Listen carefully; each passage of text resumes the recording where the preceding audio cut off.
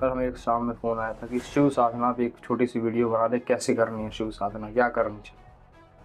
तो जितना हमने संतों से सुना है, जितना हमें जानकारी है स्वतः, हम शिव साधना के बारे में आपको यही सबसे पहले चीज़ तो हम आपसे यही विनती करते हैं हमेशा कि बिना नाम जप के कोई भी अनुष्ठान, कोई भी पूजा, कुछ भी है, सब जो है अपनी जगह है, पर नाम जप से उसका जो पुष्टि है, या उसको कह लीजिए आपका संपूर्ण, एक कहते हैं ना कि संपूर्ण चीज़ें पूर्ण हुई, तो बिना नाम जप के अधूरा है। सब सारा अनुष्ठान आपका, सारा पूजा बिना नाम के अधूरा है। नाम से बड़ा कोई चीज़ नहीं, नाम जप से बड़ा कोई अनुष्ठान नहीं, नाम जप से बड़ी कोई साधना नहीं, नाम जप से बड़ा कोई ज्ञान नहीं। फिर भी अगर आप चाहते हैं अनुष्ठान करें, अनुष्ठान हमें बल देता है, हमें एक नियमावली में ढालता है, हम एक नियम का पालन करते हैं जिससे हमारा भगवत मार्ग पुष्ट होता है, फिर हमारा नाम चलता है, मन लगता है हमारा उसमें। तो शिव साधना की बात हो रही थी, कैसे करते हैं क्या। शिव साधना जितना हमने की है, जितना हम जानते हैं, हमारे हिसाब से आप एक साधक को जो शिव साधना करना चाहता है, तो थोड़ा सा दिनचर्या का पालन ठीक तरीके से और ब्रह्मचर्य का निष्ठावान से पालन, जब तक वो साधना चल रही है। चाहे आप 21 दिन का संकल्प लेते हैं खड़े होकर, गंगा जी में खड़े होकर ले लो, सबसे बड़ी बात। नहीं गंगा जी जा पा रहे तो आज जल लेके हाथ पे जो है शंकर भगवान के शिवालय में जाके बैठ के वहाँ पे पहले लिखो, 1600 प्रकार पूजा करो, 1600 प्रकार पूजा हो जाए, पूजा संपन्न हो जाए, उसके बाद फिर भगवान से जल लेके हाथ में संकल्प करो, प्रभु हम आपके बल से अमुख जितना भी आप करना चाहो, इतने दिनों का संकल्प लेते हैं कि आप इतनी आपका अनुष्ठान करने की इच्छा रखते हैं, आपके सामने विनती स्वीकार करिए महादेव, और मुझे शक्ति और बल दीजिएगा ताकि मैं ये साधना बिना खंडित हुए पूरी कर पाऊँ। ऐसा उनसे विनती मांगते हुए बताना है हम इतना करेंगे, हमारा नाम ये है, हम यहाँ के रहने वाले, ऐसा। ठीक, पहली बात ये होगी। दूसरी बात माला की बात आती है। अब आप नियम लोगे मंत्र जाप का और नाम जप का। बहुत सरल साधना हम आपको बता रहे हैं, मंत्र जाप या नाम जप। मंत्र जप अगर आपको गुरु पद्धति से मिला हुआ है, पंचाक्षर षडाक्षर मंत्र आप जप सकते हो, अन्यथा नमः शिवाय का जाप कर सकते हो आप। जिसको नहीं मिला नमः शिवाय का जाप करिए रुद्राक्ष माला पे अवश्य, अन्यथा वो भी नहीं तो नाम भगवान का, कोई भी नाम, जो नाम प्रिय हो। सब महादेव को मेरे प्रिय है, सब एक ही है, राम कृष्ण हरि, जो आपको प्रिय हो सब शिव, ये सब भगवान के सामने कि प्रभु हम शक्ति भर नाम जप करने की आपकी इतने दिनों तक संकल्प देते, या 11 माला या इतनी माला, जितनी माला आपसे हो पाए बिना त्रुटि के, ये आपको निर्धारण करना, दिनचर्या आपकी। ठीक, दो बातें ये हो गई। तीसरी बात आती है सबसे महत्वपूर्ण, एक समय गंगा स्नान, कम से कम गंगा स्नान करने से और ढंग से तरीके से स्नान करने से। जैसे गंगा स्नान में आप चप्पलें नहीं धोगे, पैर नहीं धोगे, चप्पल पहन के नहीं जाओगे घाट, शरीर नहाने के बाद शरीर नहीं पोछा जाता, गंगा जी में नहाते समय हाथ पैर शरीर मलना कुल्ला आदि करना, ये सब निषेध है, मना है। सिर्फ आप उस भाव से कि हमारी माता हैं और हम परम पवित्र होकर शिव भगवान की साधना कर रहे हैं, तो हमें गंगा स्नान करना जरूरी है, इसलिए हम परम पवित्र होने के लिए माता में हैं। तो इस भाव, ऐसा भाव रखते हुए उनको साष्टांग प्रणाम करते हुए मन ही मन को प्रणाम करके डुबकी लगानी है सिर्फ, ना हाथ आपके शरीर जैसे मलना है उसमें, ना मतलब कहने का मेरे मतलब कि कोई भी आपके शरीर की गंदगी माता में नहीं जानी चाहिए। सिर्फ आप डुबकी लगाओगे, स्वयं पवित्र करोगे, बाहर आओगे, कपड़े आदि जो भी आपके गीले हुए हैं उसको ले आओ घर पे धोना, वहाँ नहीं। हमने बहुतों लोगों को देखा इसलिए हम बता रहे हैं, वहाँ नहीं। तो कपड़े वपड़े उठाइए, गीले कपड़े ही ठीक है, उसको थोड़ा सा गार के जो है पानी से निचोड़ के, पानी हटा के बैग में रखना, सब हाथ झोले आदि में रख के घर ले जाइए, घर पे धोइए, ये बात।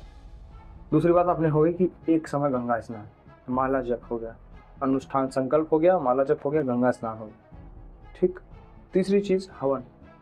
जैसे जैसे आपका संकल्प पूरा होते चला जाए, जैसे हर हफ्ते हम मान के चलते हैं कि आप रोज 11 माला कर रहे हैं, एक उदाहरण के लिए कह रहे हैं, मान के चलिए कि रोज हम मान लीजिए चलिए 5 माला कर रहे हैं रोज।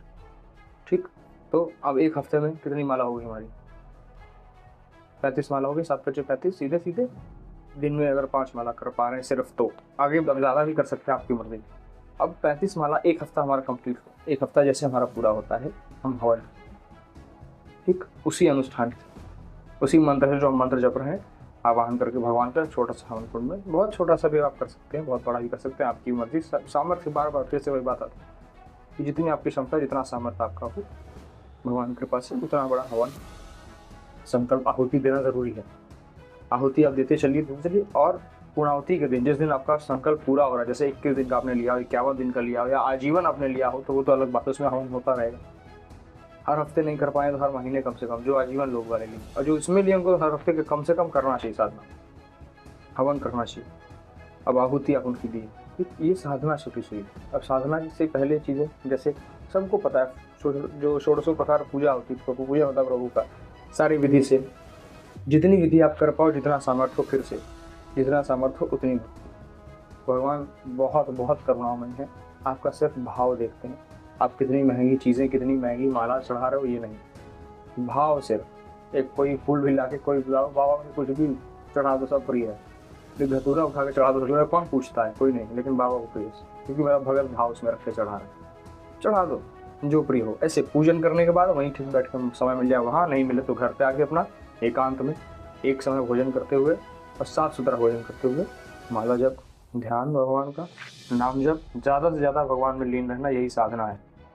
साधना मतलब क्या, आप क्या साध रहे हो, आप शिव साधना कर रहे हो भगवान शंकर की कृपा पाने के लिए, या जो भी आपके अंदर मनोकामना हो, ये आप संकल्प के समय ही भगवान से मांग लेंगे। प्रभु मैं अमुक स्थान से हूँ, मेरा नाम ये है, मैं इतनी साधना अपनी क्षमता पर आपसे विनती करता हूँ कि आप मुझे इतनी शक्ति भक्ति दें जितनी मैं साधना आपकी कर पाऊँ।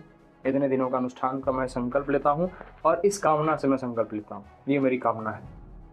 ऐसा बताते हुए आप शुरू करें। जैसे जिस दिन पूरा आपका होता है, जिस दिन साधना पूरी होगी, जिस दिन अनुष्ठान पूरा होगा, कहने का मतलब अनुष्ठान जिस दिन पूरा होगा उस दिन आप पूर्णाहुति के साथ हवन करके ब्राह्मणों को भोज करा दीजिए। ठीक, कम से कम 11 ब्राह्मण, 5 ब्राह्मण जितने आपको मिल जाए, करा के उनको भोज करा दीजिए, भोजन मतलब पवा दीजिए।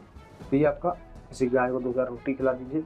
गाय, कुत्ते, चींटी आदि सबकी आपको ख्याल रखना है कि आप अनुष्ठान कर रहे हो प्रभु का। सबको पेड़ में पानी देना है।